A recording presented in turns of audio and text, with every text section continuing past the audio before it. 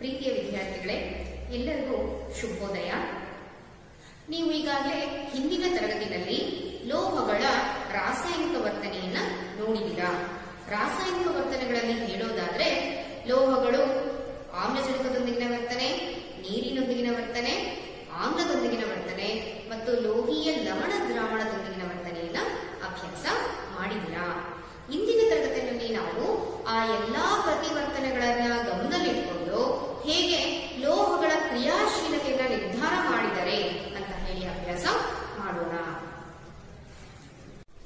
ವಿದ್ಯಾರ್ಥಿಗಳೇ, ಇಲ್ಲಿವರೆಗೆ ನಾವು ಲೋಹಗಳ ವಿವಿಧ ವರ್ತನೆಯನ್ನ ನೋಡಿದ್ವಿ. ಲೋಹಗಳು ಆಮ್ಲಜನಕದೊಂದಿಗೆ, ನೀರಿನೊಂದಿಗೆ, ಆಮ್ಲದೊಂದಿಗೆ ಮತ್ತು ಲೋಹೀಯ ಲವಣ ದ್ರಾವಣದೊಂದಿಗೆ ಹೀಗೆ ವಿವಿಧ ವಿದ್ಯಮಾನಗಳಲ್ಲಿ ಲೋಹಗಳ ವರ್ತನೆಯನ್ನ ನೋಡಿದ್ದೀವಿ.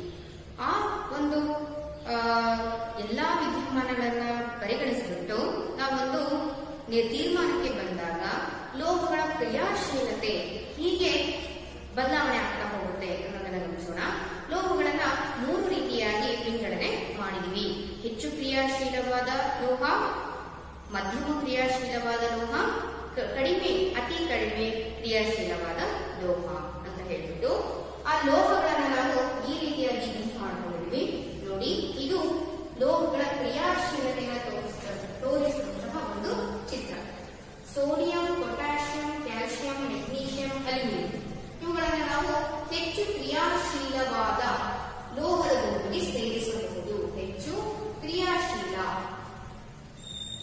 ಇವುಗಳು ಲೋಹ ನೀರಿನೊಂದಿಗೆ ವರ್ತಿಸಿದೆ, ಆಮ್ಲಜನಕದೊಂದಿಗೆ ವರ್ತಿಸಿದೆ, ಆಮ್ಲದೊಂದಿಗೆ ವರ್ತಿಸುತ್ತವೆ ಮತ್ತೆ ಲೋಹೀಯ ಲವಣ ದ್ರಾವಣಗಳಲ್ಲಿ ಕೂಡ ವರ್ತಿಸುತ್ತೆ.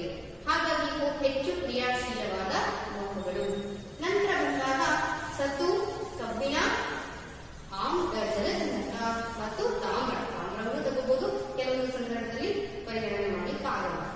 ಇವುಗಳನ್ನ ನಾವು ಮಧ್ಯಮ ಕ್ರಿಯಾಶೀಲ ಲೋಹಗಳು ಅಂತ ಹೇಳಿ ಕರಿತೀವಿ. ಮಧ್ಯಮ ಕ್ರಿಯಾಶೀಲವಾದಂತಹ ಲೋಹಗಳು ಗುಂಪಿಗೆ ಸೇರುತ್ತೆ. ನಂತರ ಬಂದ್ರೆ ತಾಮ್ರ, ಪಾದರಸ, ಬೆಳ್ಳಿ ಮತ್ತು ಚಿನ್ನ.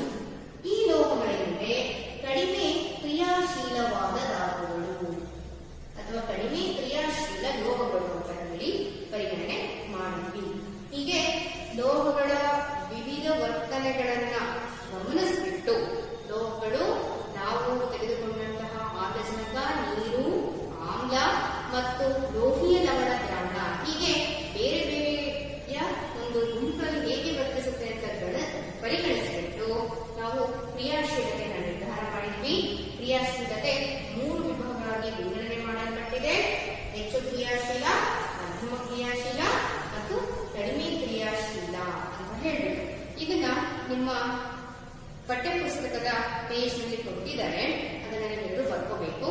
ಈಗ ನಾವು ನಿಮ್ಮ ಪಠ್ಯಪುಸ್ತಕದಲ್ಲಿ ಇರತಕ್ಕಂತಹ ಪ್ರಶ್ನೆಗಳನ್ನ ಗಮನಿಸೋದಾದ್ರೆ ಮೊದಲನೇದಾಗಿ ಪೇಜ್ ನಂಬರ್ 56 ಇರತಕ್ಕಂತಹ ಮೊದಲನೇ ಕ್ವಶನ್ ಎಲ್ಲರೂ ಕೂಡ ಒಂದು ನೋಟ್ಬುಕ್ ನಲ್ಲಿ ಬರೆದಿಟ್ಕೋಬೇಕು. ನಾನು ಹೇಳ್ತಕ್ಕಂಥ ಉತ್ತರವನ್ನ ಆ ಪೇಜ್ ನಂಬರ್ ಹಾಕೊಂಡ್ಬಿಟ್ಟು ಪ್ರಶ್ನೆಯ ನಂಬರ್ ಹಾಕೊಂಡು ಉತ್ತರವನ್ನ ಬರೆದಿಟ್ಕೊಳ್ಳಿ. ಮೊದಲನೇ ಕ್ವಶನ್ ಏನಿದೆ ಅಂತ ಗಮನಿಸಿ. ಸೋಡಿಯಂ ಅನ್ನು ಸೀಮೆಎಣ್ಣೆಯಲ್ಲಿ ಸಂಗ್ರಹಿಸಿರುತ್ತಾರೆ. ಯಾಕೆ ನಾವು ಸೋಡಿಯಂ ಲೋಹವನ್ನ ನೀರಿನಲ್ಲಿ ಸಂಗ್ರಹ ಮಾಡಬೇಕು? ನಾನು ಆಗ್ಲೇ ನಿಮ್ಗೆ ಹೇಳಿದ್ದೀನಿ ವಿದ್ಯಾರ್ಥಿಗಳೇ, ಸೋಡಿಯಂ ಮತ್ತು ಪೊಟ್ಯಾಷಿಯಂ ಲೋಹ ಹೆಚ್ಚು ಕ್ರಿಯಾಶೀಲವಾದ ಲೋಹಗಳು. ಆ ಕಾರಣದಿಂದ ಅವುಗಳನ್ನ ನಾವು ಸೀಮೆಎಣ್ಣೆಯಲ್ಲಿ ಸಂಗ್ರಹ ಮಾಡಬೇಕು. ಅವುಗಳನ್ನ ಗಾಳಿ ತೆರೆದಿಡೋದಾಗಿರ್ಬಹುದು ಅಥವಾ ನೀರಿನಲ್ಲಿ ಇಡೋದು ಆಗಿರ್ಬೋದಾದಾಗ ಅವುಗಳು ಎರಡೂ ಸಂದರ್ಭದಲ್ಲಿಯೂ ವಾತಾವರಣದ ಆಮ್ಲಜನಕ, ನೀರಿನಲ್ಲಿ ಇರುವಂತಹ ಆಮ್ಲಜನಕದೊಂದಿಗೆ ಕ್ಷಿಪ್ರವಾಗಿ ವರ್ತಿಸುತ್ತೆ.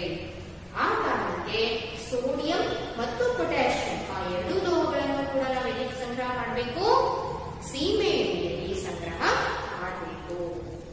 ಎರಡನೇ ಪ್ರಶ್ನೆ, ಈ ಕೆಳಗಿನ ಕ್ರಿಯೆಗಳಿಗೆ ರಾಸಾಯನಿಕ ಸಮೀಕರಣ ಬರೆಯಿರಿ. ಮೊದಲನೇದಾಗಿ ಹಬೆಯೊಂದಿಗೆ ಕಬ್ಬಿಣದ ವರ್ತನೆ. ಎರಡನೆಯ ಕ್ವಶನ್ ಅಲ್ಲಿ ಮೊದಲ ಉಪಪ್ರಶ್ನೆ ನಾವಿಲ್ಲಿ ಸಡಿನೊಂದಿಗೆ ರಾಸಾಯನಿಕ ಸಮೀಕರಣಗಳನ್ನು ಬರೆಯಬೇಕು.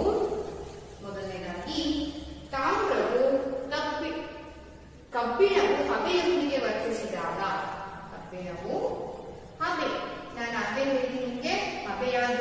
ನಾವು ನೀರಿನ ಸಂಕೇತವನ್ನೇ ತಗೋಬೇಕು. ಏನನ್ನ ಕೊಡುತ್ತೆ ಇಲ್ಲಿ? Fe2O3 ಪ್ಲಸ್ ಕಬ್ಬಿಣ ನೀರಿನೊಂದಿಗೆ ವರ್ತಿಸಿದಾಗ, ನೀರಿನ ಹಬೆಯೊಂದಿಗೆ ವರ್ತಿಸಿದಾಗ ಆಯಾ ಆಕ್ಸೈಡ್ ಅನ್ನು ಉತ್ಪತ್ತಿ ಮಾಡುವ ಜೊತೆಗೆ ಜಲಜನಕ ಅನಿಲವನ್ನ ಬಿಡುಗಡೆ ಮಾಡುತ್ತೆ. ಬನ್ನಿ ವಿದ್ಯಾರ್ಥಿಗಳಲ್ಲಿ ಆಮ್ಲಜನಕ ಸರಿದೂಗಿಸುವ ಕಡೆ ಮೊದಲು ಗಮನ ಕೊಡೋಣ. ಯಾಕಂದ್ರೆ ಆಮ್ಲಜನಕ ಅಣುಗಳ ಸಂಖ್ಯೆ ಹೆಚ್ಚಾಗಿರೋದ್ರಿಂದ O3 ಇದೆ, ಇಲ್ಲಿ ಕೇವಲ O1 ಇದೆ. ಇದನ್ನ ನಾವೇನ್ ಮಾಡಬೇಕು ಅಂದ್ರೆ 2 ಹಾಕಿದಾಗ 2 ಮೂಲೆ 6 ಆಗುತ್ತೆ. ಕಾರಣ ಏನು? ನಾವು 1 ಹಾಕಿದ್ರೆ 1 ಮೂಲೆ 3. ಬೆಸ ಸಂಖ್ಯೆಗಳನ್ನ ಸರಿದೂಗಿಸುವುದರಲ್ಲಿ ಸಮೀಕರಣ ಸರಿದೂಗಲ್ಲ. ಹಾಗಾಗಿ ಅವುಗಳನ್ನ ಸರಿ ಸಮ ಸಂಖ್ಯೆಗೆ ತಂದು ಬಿಟ್ಟು ನಂತರ ಅದನ್ನ ಸರಿದೂಗಿಸಲಿಕ್ಕೆ ಪ್ರಯತ್ನ ಮಾಡಬೇಕು. 2 ಮೂಲೆ 6. ಇಲ್ಲಿ ಎಷ್ಟಿದೆ? ಆಮ್ಲಜನಕ ಅಣು 1 ಇದೆ. ಆ ಸಮೀಕರಣಕ್ಕೆ ಇಲ್ಲಿ 6 ಹಾಕೋಣ. 6 ಆಮ್ಲಜನಕ ಅಣು. ನಂತರ ಜಲಜನಕ ಗಮನಿಸಿ, 6 12 ಇದೆ, ಇಲ್ಲಿ 2 ಇದೆ. ಹಾಗಾಗಿ ಇಲ್ಲಿ 6 ಒಂದು ಸಂಖ್ಯೆಯನ್ನ ಕೊಡೋಣ. ಈಗ ನಾವು ತಾಮ್ರಕ್ಕೆ ಬಂದ ತಾಮ್ರ 2 4 ಇದೆ, ಇಲ್ಲಿ 4 ಅನ್ನೋ ಸಂಖ್ಯೆಯನ್ನ ಹಾಕೋಣ. ಇದು ಈಗ ಸರಿದೂಗಿದ ರಾಸಾಯನಿಕ ಸಮೀಕರಣ. ಇಲ್ಲಿ ಕಬ್ಬಿಣವು ನೀರಿನ ಹಬೆಯೊಂದಿಗೆ ವರ್ತಿಸಿಬಿಟ್ಟು ತಾಮ್ರದ ಆಕ್ಸೈಡ್ ಅನ್ನು ಉತ್ಪತ್ತಿ ಮಾಡಿ ಜಲಜನಕ ಅನಿಲವನ್ನ ಕೊಟ್ಟಿದೆ. ಎರಡನೇ ಉಪಪ್ರಶ್ನೆಯನ್ನ ನೋಡೋದಾದ್ರೆ, ನೀರಿನೊಂದಿಗೆ ಕ್ಯಾಲ್ಸಿಯಂ ಮತ್ತು ಪೊಟ್ಯಾಷಿಯಂಗಳ ವರ್ತನೆ. ಎರಡನೇದು, ಕ್ಯಾಲ್ಸಿಯಂ ಮತ್ತು ಪೊಟ್ಯಾಷಿಯಂಗಳು ನೀರಿನೊಂದಿಗೆ ಹೇಗೆ ವರ್ತಿಸುತ್ತವೆ ಅಂತ ಕೇಳ್ತಾ ಇದ್ದಾರೆ. ಮೊದಲನೇದಾಗಿ ಕ್ಯಾಲ್ಸಿಯಂ, ನೀರು. ಇಲ್ಲಿ ನೀರಿನ ಸಂಕೇತ H2O. ಬರುವಂತಹ ಉತ್ಪನ್ನ ಕ್ಯಾಲ್ಸಿಯಂ ಹೈಡ್ರಾಕ್ಸೈಡ್ ಜೊತೆಗೆ ಜಲಜನಕ ಅನಿಲ ಬಿಡುಗಡೆ ಆಗುತ್ತೆ. ನಂತರ ಸಮೀಕರಣ ಸರಿದೂಗಿಸಿದ ಕಡೆ ಗಮನ ಕೊಟ್ಟಾಗ ಹೈಡ್ರೋಜನ್ ನಿಂದ ನಾವು ಶುರು ಮಾಡಬೇಕಾಗುತ್ತೆ. ಹೈಡ್ರೋಜನ್ 2, ಇಲ್ಲಿ 2 + 2 4, ಇಲ್ಲಿ ಕೇವಲ 2 ಇದೆ. ಹಾಗಾಗಿ ಇಲ್ಲಿ 2 ಅನ್ನೋ ಸಂಖ್ಯೆಯನ್ನ ಬರೆಯೋಣ. ಈಗ ಹೈಡ್ರೋಜನ್ ಅಣು ಸರಿದೂಗಿದೆ. ಆಮ್ಲಜನಕದ ಅಣುವಿಗೆ ನಾವು ಗಮನ ಕೊಟ್ಟಾಗ ಆಮ್ಲಜನಕ ಇಲ್ಲಿ 2 ಆಗಿದೆ, ಇಲ್ಲಿ ಆಲ್ರೆಡಿ ಏನಿದೆ 2 ಇದೆ. ಹಾಗಾಗಿ ಇದು ಸರಿದೂಗಿದ ರಾಸಾಯನಿಕ ಸಮೀಕರಣ. ಈ ಎರಡನೇ ಉಪಪ್ರಶ್ನೆಯಲ್ಲೇ ಮತ್ತೊಂದು ಕೇಳಿದರೆ, ಪೊಟ್ಯಾಷಿಯಂ ನೀರಿನೊಂದಿಗೆ ವರ್ತಿಸಿದಾಗ ಅಂತ ಪೊಟ್ಯಾಷಿಯಂ ಅನ್ನ ನಾವು K ಅನ್ನೋ ಸಂಕೇತದಿಂದ ಸೂಚಿಸ್ತೀವಿ. ನೀರಿನೊಂದಿಗೆ ವರ್ತಿಸಿದಾಗ ಆಯಾ ಹೈಡ್ರೋಕ್ಸೈಡ್ ಅನ್ನ ಕೊಟ್ಬಿಟ್ಟು ಜೊತೆಗೆ ಜಲಜನಕ ಅನಿಲವನ್ನು ಬಿಡುಗಡೆ ಮಾಡುತ್ತೆ. ಸಮೀಕರಣ ಸರಿದೂಗಿಸುವುದನ್ನು ಗಮನಿಸಿ, ಹೈಡ್ರೋಜನ್ 2 ಇದೆ ಈ ಭಾಗದಲ್ಲಿ. ಹೈಡ್ರೋಜನ್ ಎಷ್ಟಿದೆ? 1 + 2 3 ಇದೆ. ಇದನ್ನ ನಾವು ಸಮ ಸಂಖ್ಯೆಯಾಗಿ ಪರಿವರ್ತನೆ ಮಾಡೋಣ. 2ನ್ನ KOH ಮುಂದೆ ಬರೆಯೋದ್ರ ಮುಖಾಂತರ. ಈಗ 2 + 2 ಎಷ್ಟಾಯ್ತು? 4 ಆಯ್ತು. ಆ 4ನ್ನ ಎಡಭಾಗದಲ್ಲಿ ಸರಿದೂಗಿಸೋಣ. ಇಲ್ಲಿ 2 ಅನ್ನೋ ಸಂಖ್ಯೆಯಿಂದ ಬರುತ್ತಿದ್ದು 2 × 4 2 × 4. ನಂತರ ಆಮ್ಲಜನಕ ಗಮನಿಸಿ, ಆಮ್ಲಜನಕ 2 ಆಗಿದೆ, ಇಲ್ಲೂ ಸಹ 2 ಇದೆ. ಇದು ಸರಿದೂಗಿದ ರಾಸಾಯನಿಕ ಸಮೀಕರಣ. ಎಲ್ಲ ವಿದ್ಯಾರ್ಥಿಗಳು ಇದನ್ನ ಬರ್ಕೋಬೇಕು. ಈಗ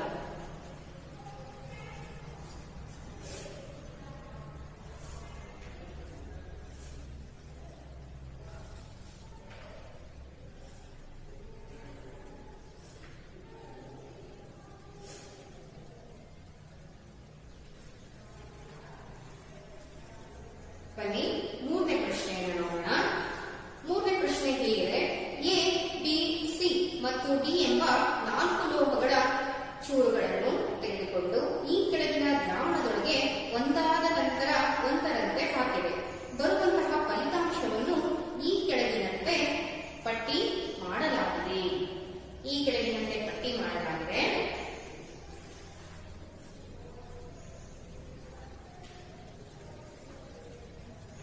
ಆ ಪಟ್ಟಿಯನ್ನ ಗಮನಿಸಿಕೊಳ್ತಾ ನಾವು ಅವರು ಕೇಳಿರ್ತಕ್ಕಂತಹ ಉಪಪ್ರಶ್ನೆಗಳಿಗೆ ಈಗ ನಾವು ಉತ್ತರವನ್ನ ಕೊಡಬೇಕಾಗುತ್ತೆ.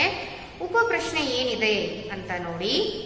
ಈ ಮೇಲಿನ ಕೋಷ್ಟಕವನ್ನು ಉಪಯೋಗಿಸಿಕೊಂಡು A, B, C ಮತ್ತು D ಲೋಹಗಳಿಗೆ ಸಂಬಂಧಿಸಿದ ಈ ಕೆಳಗಿನ ಪ್ರಶ್ನೆಗಳಿಗೆ ಉತ್ತರಿಸಿ.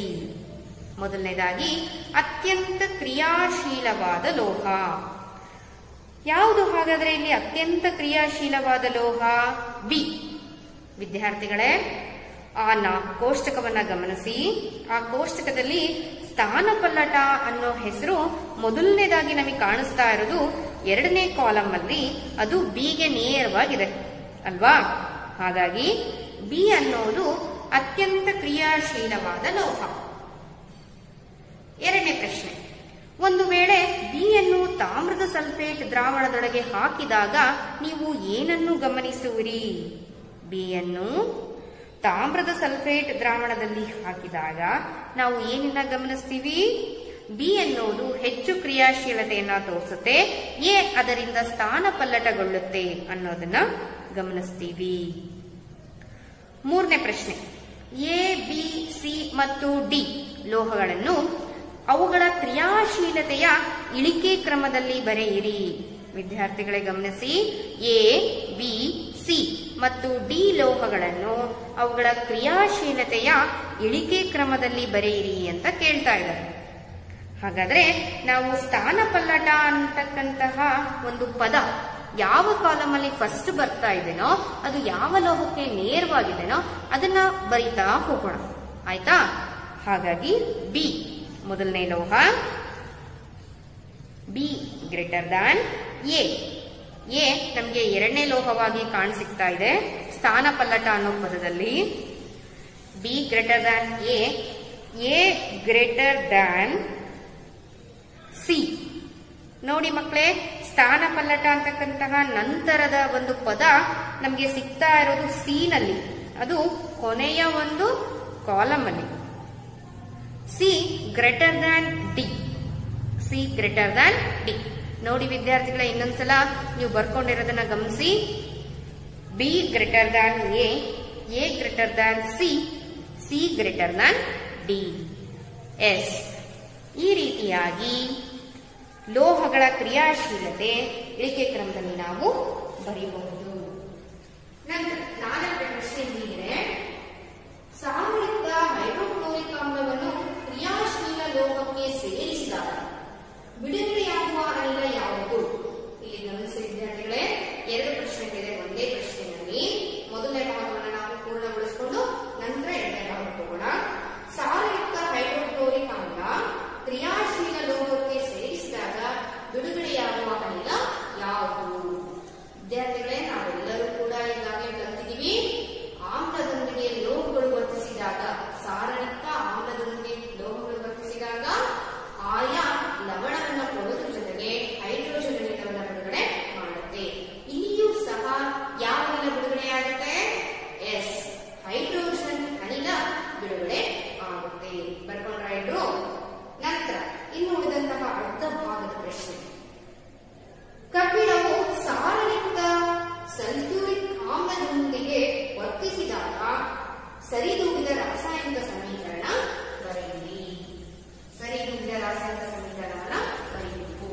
ಯಾವ ಆಮ್ಲವನ್ನ ಏನು ಹೇಳ್ತಾ ಇದ್ದಾರೆ? ಸಾರಯುಕ್ತ ಸಲ್ಫ್ಯೂರಿಕ್ ಆಮ್ಲವು ಕಬ್ಬಿಣದೊಂದಿಗೆ ವರ್ತಿಸಿದಾಗ Fe+H2SO4. ನೋಡಿ, ಇಲ್ಲಿ ಹೈಡ್ರೋಜನ್ ನ ಇಲ್ಲಿ ಇರ್ತಕ್ಕಂಥ ಕಬ್ಬಿಣ ಇದರಿಂದ ಹೊರ ಹಾಕುತ್ತೆ, ಜೊತೆಗೆ FeSO4 ಪ್ಲಸ್ ಜಲಜನಕ ಅನಿಲ ಬಿಡುಗಡೆ ಆಗುತ್ತೆ. ಇಲ್ಲಿ ಗಮನಿಸಿ, ಸಮೀಕರಣ ಸರಿದೂಗಿಸುವಂತಹ ಒಂದು ಪ್ರಮೇಯ ಇಲ್ಲಿ ನಮಗೆ ಬರೋದಿಲ್ಲ. ಕಾರಣ ಏನು ಅಂದ್ರೆ, ಅಣುಗಳು ತಾವಾಗಿಯೇ ರಾಸಾಯನಿಕ ಕ್ರಿಯೆಯಲ್ಲಿ ಪಾಲ್ಗೊಳ್ತಾನೆ, ಅವುಗಳಿಗೆ ತಕ್ಕಂತೆ ಸರಿದೂಗಿದವೆ. ಇಲ್ಲಿ ಬರುವಂತಹ ಲವಣ FeSO4 ಬಿಡುಗಡೆಯಾಗುವ ಅನಿಲ ಜಲಜನಕ. ನಂತರ ಬನ್ನಿ ಐದನೇ ಪ್ರಶ್ನೆ, ಸತುವನ್ನು ಕಬ್ಬಿಣದ ಸಲ್ಫೇಟ್ ದ್ರಾವಣಕ್ಕೆ ಸೇರಿಸಿದಾಗ ನೀವು ಏನನ್ನು ಗಮನಿಸುವಿರಿ? ಇಲ್ಲಿ ನಡೆಯುವ ರಾಸಾಯನಿಕ ಕ್ರಿಯೆಯನ್ನು ಬರೆಯಿರಿ. ನಾವೆಲ್ಲರೂ ಈಗ ರಾಸಾಯನಿಕ ಕ್ರಿಯೆ ಬರೆಯೋದ್ರ ಕಡೆ ಗಮನ ಕೊಡೋಣ.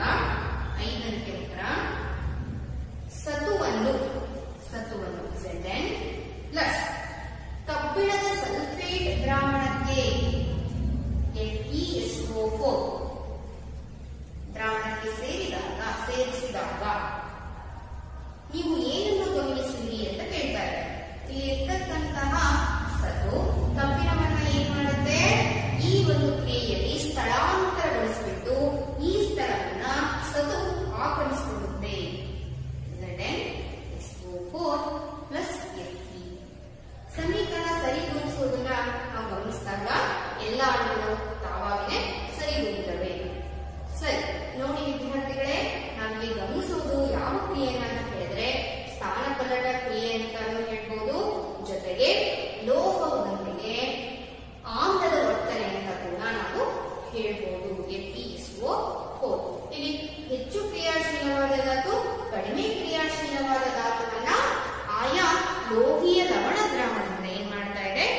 ಹೊರಗಡೆ ಹಾಕ್ತಾ ಇದೆ, ಹೊರಗಡೆ ಸ್ಥಾನಪಲ್ಲಟಗೊಳಿಸ್ತಾ ಇದೆ.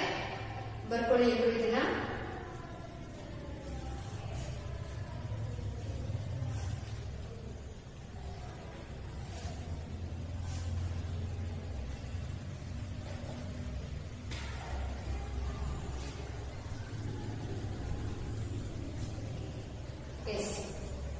ವಿದ್ಯಾರ್ಥಿಗಳೇ, ಇಲ್ಲಿವರೆಗೂ ನಾವು ಏನೇನನ್ನ ಅಭ್ಯಾಸ ಮಾಡಿದ್ವಿ ಇಂದಿನ ತರಗತಿಯಲ್ಲಿ ಅಂತ ನೋಡೋದಾದ್ರೆ, ಲೋಹಗಳು ನೀರಿನೊಂದಿಗೆ ವರ್ತಿಸಿದಾಗ ಏನಾಗುತ್ತೆ, ಲೋಹಗಳು ಆಮ್ಲದೊಂದಿಗೆ ವರ್ತಿಸಿದಾಗ ಏನಾಗುತ್ತೆ, ಲೋಹಗಳು ಲೋಹೀಯ ಲವಣ ದ್ರಾವಣದೊಂದಿಗೆ ವರ್ತಿಸಿದಾಗ ಏನಾಗುತ್ತೆ, ನಂತರ ಲೋಹಗಳ ಕ್ರಿಯಾಶೀಲತೆಯನ್ನ ಗಮನಿಸ್ತೀವಿ. ನಾವು ಲೋಹಗಳು ಅಲೋಹಗಳೊಂದಿಗಿನ ವರ್ತನೆಯನ್ನ ನೋಡೋಣ.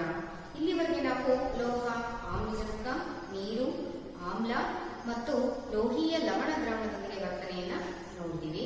ಲೋಹಗಳು ಅಲೋಹಗಳೊಂದಿಗೆ ಹೇಗೆ ವರ್ತಿಸುತ್ತೆ ಅಂತ ಈಗ ನೋಡೋಣ.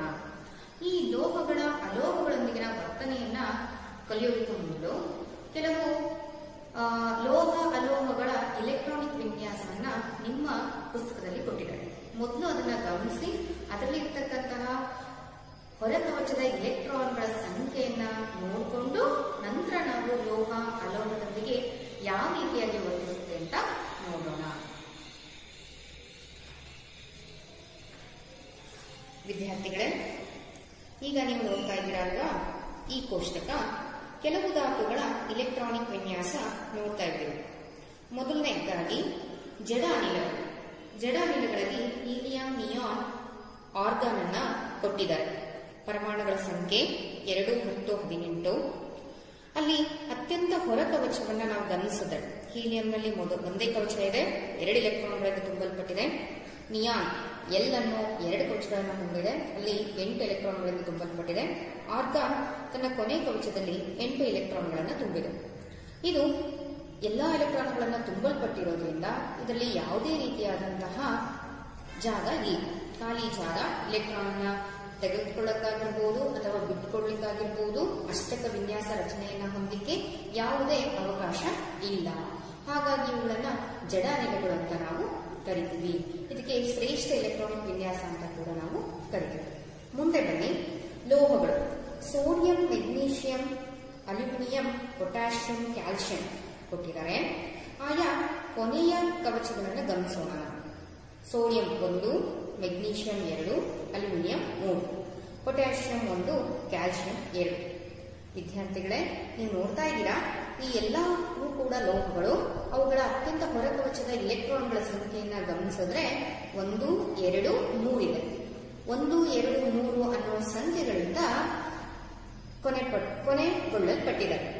ಇಲ್ಲಿ ಈ ಲೋಹಗಳು ತಮ್ಮ ಅಷ್ಟಕ ರಚನೆಯನ್ನ ಹೊಂದಬೇಕು ಅಂದ್ರೆ 2 ಅವಕಾಶ. ಒಂದು, ಹೊರಕವಚದ ಎಲೆಕ್ಟ್ರಾನ್ ಅನ್ನ ಬಿಟ್ಕೊಟ್ಬಿಟ್ಟು ಹಿಂದೆ ಇರುವ ಎಲೆಕ್ಟ್ರಾನ್ ಗಳನ್ನ ಅಷ್ಟಕವಾಗಿ ಪರಿವರ್ತನೆ ಮಾಡಿಕೊಳ್ಳೋದು.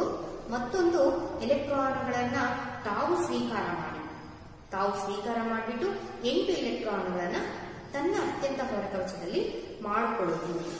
ಆಗ ಮಾತ್ರ ಇವುಗಳು ರಾಸಾಯನಿಕ ಕ್ರಿಯೆಯಲ್ಲಿ ಪಾಲ್ಗೊಳ್ಳಲಿಕ್ಕೆ ಸಾಧ್ಯವಾಗುತ್ತೆ. ನೋಡಿ, ಲೋಹಗಳಲ್ಲಿ ಎಲೆಕ್ಟ್ರಾನ್ಗಳನ್ನ ನಾವು ಗಮನಿಸಿದ್ವಿ. ಅತ್ಯಂತ ಹೊರಕವಚದ ಎಲೆಕ್ಟ್ರಾನ್ಗಳ ಸಂಖ್ಯೆಯನ್ನ ಗಮನಿಸಿದ್ವಿ. ಇದಕ್ಕೆ 2 ಅವಕಾಶಗಳಿದೆ ಅಂತ ಕೂಡ ಹೇಳಿದೆ. ಆ 2 ಅವಕಾಶಗಳಲ್ಲಿ ಮೊದಲನೇ ಅವಕಾಶ ಇವುಗಳಿಗೆ ಸುಲಭ, ಅಂದ್ರೆ ಎಲೆಕ್ಟ್ರಾನ್ ಅನ್ನ ಬಿಟ್ಕೊಡೋದು, ತನ್ನ ಅತ್ಯಂತ ಹೊರಕವಚದ ಎಲೆಕ್ಟ್ರಾನ್ ಅನ್ನ ಬಿಟ್ಕೊಟ್ಬಿಟ್ಟು ಅಷ್ಟಕ ರಚನೆಯನ್ನ ಮಾಡ್ಕೊಳ್ಳೋದು ಇವುಗಳಿಗೆ ಸುಲಭ. ಕಾರಣ 1, 2, 3 ಎಲೆಕ್ಟ್ರಾನ್ಗಳನ್ನ ಹೊಂದಿರೋದ್ರಿಂದ ಅವುಗಳನ್ನ ಬಿಟ್ಕೊಡ್ಲಿಕ್ಕೆ ಸುಲಭ ಆಗುತ್ತೆ. ಆದ್ರೆ ಅದನ್ನ ಸ್ವೀಕಾರ ಮಾಡಬೇಕು ಅಂದ್ರೆ, ಸೋಡಿಯಂನ ಉದಾಹರಣೆ ಅಂತ ಇಟ್ಕೊಂಡು ನಾನು ನಂತರ ಹೇಳ್ತೀನಿ, ಆವಾಗ ಯಾಕೆ ಸ್ವೀಕಾರ ಮಾಡೋದು ಕಷ್ಟ ಆಗುತ್ತೆ ಅಂತ ಹೇಳಿ ಗೊತ್ತಾಗುತ್ತೆ. ನಂತರ ಬನ್ನಿ ಅಲೋಹಗಳಿಗೆ. ಅಲೋಹಗಳಲ್ಲಿ ನಾವು ನೋಡೋದಾದ್ರೆ nitrogen, oxygen, fluorine, phosphorus, sulphur, chlorine. ಇವುಗಳ ಅತ್ಯಂತ ಹೊರಕವಚದ ಇಲೆಕ್ಟ್ರಾನ್ಗಳ ಸಂಖ್ಯೆ ಹೀಗಿದೆ: 5, 6, 7. ವಿದ್ಯಾರ್ಥಿಗಳೇ ಗಮನಿಸಿ, ಅಲೋಹಗಳ ಅತ್ಯಂತ ಹೊರಕವಚದ ಇಲೆಕ್ಟ್ರಾನ್ಗಳ ಸಂಖ್ಯೆ 5, 6, 7. ಇಲ್ಲೂ ಕೂಡ ಇವುಗಳು ರಾಸಾಯನಿಕ ಕ್ರಿಯೆಯಲ್ಲಿ ಪಾಲ್ಗೊಳ್ಬೇಕು ಅಂದ್ರೆ 2 ಅವಕಾಶ. ಒಂದು, ಎಲೆಕ್ಟ್ರಾನ್ ಅನ್ನ ಬಿಟ್ಕೊಟ್ಬಿಟ್ಟು ಅಷ್ಟಕ ರಚನೆಯನ್ನ ಮಾಡ್ಕೊಳ್ಳೋದು, ಅಥವಾ ಈಗ ಇರುವ ಎಲೆಕ್ಟ್ರಾನ್ಗಳೊಂದಿಗೆ ಇನ್ನೂ ಕೆಲವು ಎಲೆಕ್ಟ್ರಾನ್ಗಳನ್ನ ಸ್ವೀಕಾರ ಮಾಡಿಕೊಂಡು ಅಷ್ಟಕ ರಚನೆಯನ್ನ ಹೊಂದುವುದು. ಉದಾಹರಣೆಗೆ ನಾವಿಲ್ಲಿ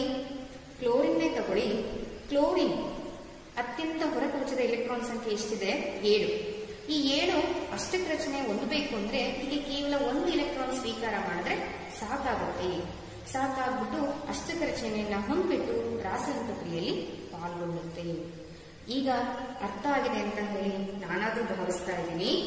ಬನ್ನಿ ವಿದ್ಯಾರ್ಥಿಗಳೇ, ಈಗ ಲೋಹಗಳು ಅಲೋಹಗಳೊಂದಿಗೆ ವರ್ತನೆಯನ್ನ ನೋಡೋಣ. ಲೋಹಗಳು ಅಲೋಹಗಳೊಂದಿಗೆ ವರ್ತಿಸಿದಾಗ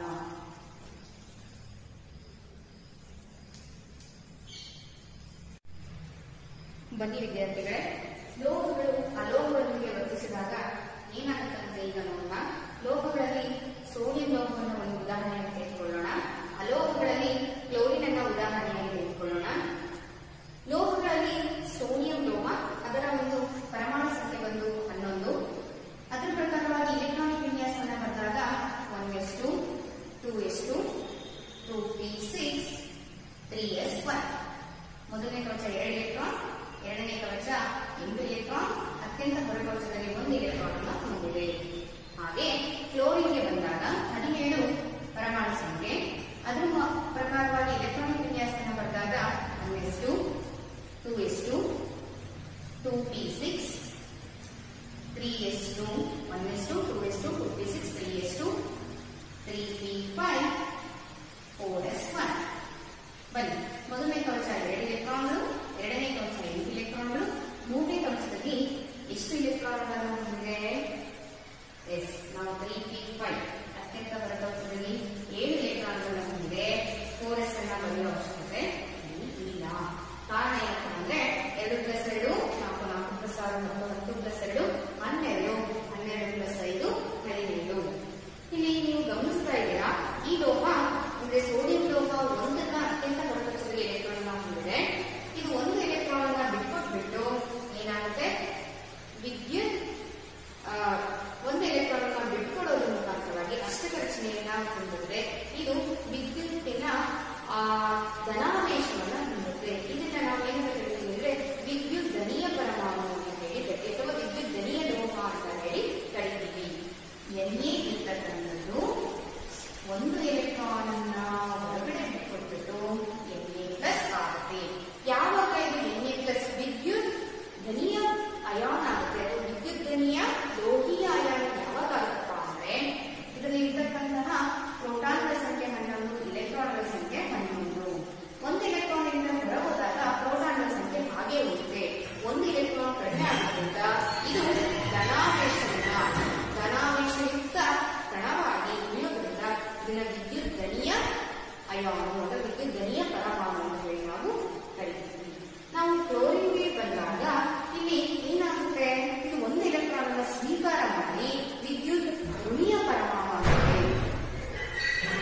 ನೋಡಿ, ಹೀಗೆ 1 ಎಲೆಕ್ಟ್ರಾನ್ ಅನ್ನು ಸ್ವೀಕಾರ ಮಾಡಿದ್ದು Cl- ಆಗುತ್ತೆ. ಇಲ್ಲಿ ನಿಮಗೆ ಈಗಾಗಲೇ ಅರ್ಥವಾಗಿರಬಹುದು, ಕ್ಲೋರಿನ್ ಅಣುವಿನಲ್ಲಿ ಪ್ರೋಟಾನ್ಗಳ ಸಂಖ್ಯೆ 17 ಇರುತ್ತೆ, ಎಲೆಕ್ಟ್ರಾನ್ಗಳ ಸಂಖ್ಯೆ ಕೂಡ 17 ಇರುತ್ತೆ. 1 ಎಲೆಕ್ಟ್ರಾನ್ ಅನ್ನು ಸ್ವೀಕಾರ ಮಾಡೋದ್ರಿಂದ ಇದರ ಸಂಖ್ಯೆ ಹೆಚ್ಚಾಗುತ್ತೆ. ಎಷ್ಟು ಹೆಚ್ಚಾಗುತ್ತೆ? 1 ಹೆಚ್ಚಾಗುತ್ತೆ. ಜೊತೆಗೆ 18 ಆಗೋದ್ರಿಂದ ನಾವು Cl- ಅಂತ ಹೇಳಿ ನಾವು ಬರೀತೀವಿ. Na+ ಆಗುತ್ತೆ, Cl- ಆಗುತ್ತೆ.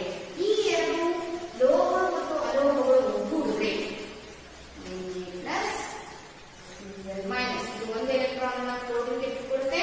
ಇದು Cl- ಆಗ್ಬಿಟ್ಟು Na+, Cl- ಆಗುತ್ತೆ.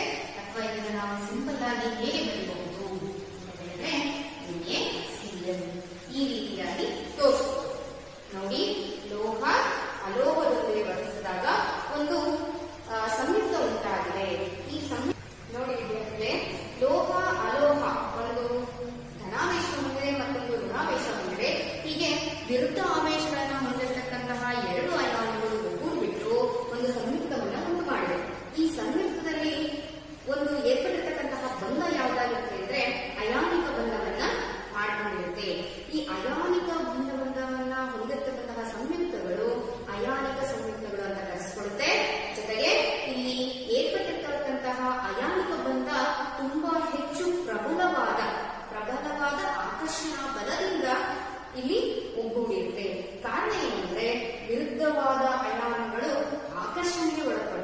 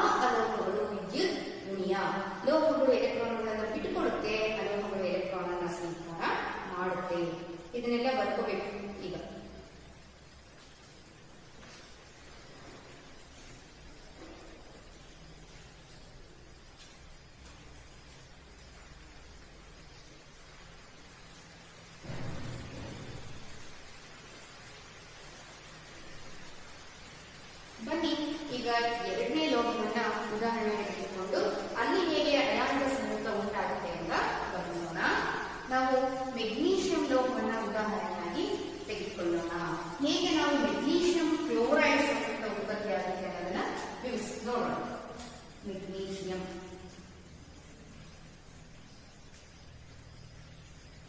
ಅದರ ಪರಮಾಣು ಸಂಖ್ಯೆ ಬಂದು 12. ಇದರ ಪ್ರಕಾರವಾಗಿ 1s2, 2s2, 2p6, 3s2 12 ಎಲೆಕ್ಟ್ರಾನ್ಗಳನ್ನು ಸರಿ ಹೊಂದಿದೆ. 8 ಎಲೆಕ್ಟ್ರಾನ್ಗಳು ಅತ್ಯಂತ ಹೊರಕವಚದಲ್ಲಿ 2 ಎಲೆಕ್ಟ್ರಾನ್ಗಳು. ನಿಮಗೆಲ್ಲರಿಗೂ ಈಗಾಗಲೇ ಗೊತ್ತಾಗದೆ ಇಲ್ಲಿರ್ತಕ್ಕಂತಹ ಅವಕಾಶ 2 ಎಲೆಕ್ಟ್ರಾನ್ಗಳನ್ನು ಬಿಟ್ಟುಕೊಡೋದು, ಜೊತೆಗೆ ಲೋಹಗಳು ಎಲೆಕ್ಟ್ರಾನ್ಗಳನ್ನ ಬಿಟ್ಟುಕೊಡುವಂತಹ ಗುಣಲಕ್ಷಣವನ್ನು ಹೊಂದಿದೆ. ಹಾಗಾಗಿ Mg ಏನಾಗುತ್ತೆ, ಎಷ್ಟು ಎಲೆಕ್ಟ್ರಾನ್ಗಳನ್ನ ಬಿಟ್ಟುಕೊಡುತ್ತೆ ಅನ್ನೋದು ಇಲ್ಲಿ ತುಂಬಾ ಮುಖ್ಯ. ಎಷ್ಟು ಎಲೆಕ್ಟ್ರಾನ್ ಬಿಟ್ಟುಕೊಡುತ್ತೆ? 2 ಎಲೆಕ್ಟ್ರಾನ್ಗಳನ್ನ ಬಿಟ್ಟುಕೊಡುತ್ತೆ.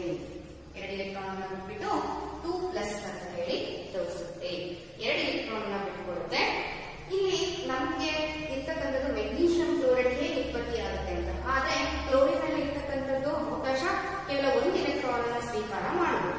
ಹಾಗಾಗಿ ಮೆಗ್ನೀಷಿಯಂ ಕ್ಲೋರೈಡ್ ಅಯಾನಿಕ ಸಂಯುಕ್ತ ಆಗ್ಬೇಕು ಅಂದ್ರೆ ಕ್ಲೋರಿನಿನ 2 ಪರಮಾಣು ಮೆಗ್ನೀಷಿಯಂನ 1 ಪರಮಾಣುವಿಗೆ ಒಗ್ಗೂಡುತ್ತೆ. ನೋಡಿ ಮಕ್ಕಳೇ, Mg ಒಂದೇ ಇರುತ್ತೆ. ಇದರೊಟ್ಟಿಗೆ 2 ಕ್ಲೋರಿನ್ ಅತ್ಯಂತ ಹೊರಕವಚದ ಎಲೆಕ್ಟ್ರಾನ್ಗಳನ್ನು ನಾವು ತೋರಿಸೋಣ.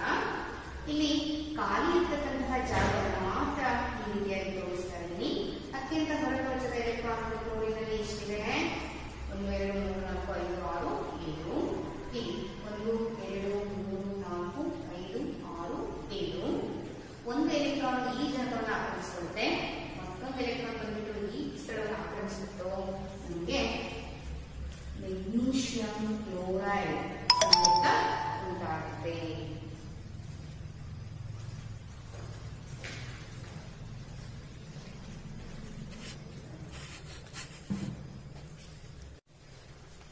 ನೋಡಿ ವಿದ್ಯಾರ್ಥಿಗಳೇ, ಇಲ್ಲಿ ಮೆಗ್ನೀಷಿಯಂ 1 ಎಲೆಕ್ಟ್ರಾನ್ ಇಲ್ಲಿ ಸೇರಿಕೊಂಡು ಮತ್ತೊಂದು ಎಲೆಕ್ಟ್ರಾನ್ ಈ ಸ್ಥಳವನ್ನು ಆಕ್ರಮಿಸಿಬಿಟ್ಟು ಮೆಗ್ನೀಷಿಯಂ ಕ್ಲೋರೈಡ್ ಸಂಯುಕ್ತವನ್ನ ಕೊಡುತ್ತೆ. ಇದು ಒಂದು ಅಯಾನಿಕ ಸಂಯುಕ್ತ. ಇದನ್ನ ನಾವು ಎಲೆಕ್ಟ್ರಾನಿಕ್ ವಿನ್ಯಾಸ ಅಂತ ಹೇಳಿ ಕರಿತೀವಿ. ಚುಕ್ಕೆಯ ಸಹಾಯದಿಂದ ಎಲೆಕ್ಟ್ರಾನ್ ಹೇಗೆ ವರ್ಗಾವಣೆಯಾಗುತ್ತೆ ಅನ್ನುವುದನ್ನ ತೋರಿಸುವಂತಹ ಚಿತ್ರ. ಇದು ನಿಮ್ಮ ಪರೀಕ್ಷಾ ದೃಷ್ಟಿಯಿಂದ ತುಂಬಾನೇ ಮುಖ್ಯವಾಗಿರ್ತಕ್ಕಂಥದ್ದು. ಇದನ್ನೆಲ್ಲ ಬರ್ಕೋಬೇಕು.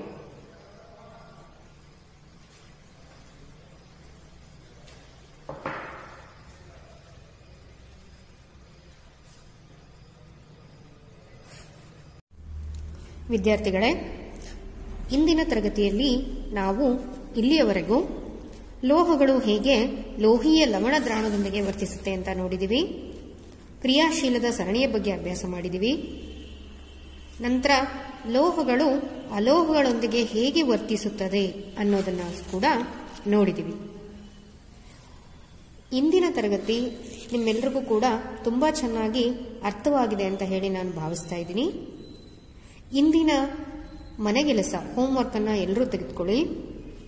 ನಿಮಗೆ ಈಗಾಗಲೇ ನಾನು ಪೇಜ್ ನಂಬರ್ 56ರಲ್ಲಿರ್ತಕ್ಕಂತಹ ಪ್ರಶ್ನೆಗಳನ್ನು ಬಿಡಿಸಿದ್ದೀನಿ. ಆ ಎಲ್ಲ ಪ್ರಶ್ನೆಗಳನ್ನು ಒಂದು ಬಾರಿ ಬರೀಬೇಕು. ಅರ್ಥವಾಯ್ತಾ? ಧನ್ಯವಾದಗಳು.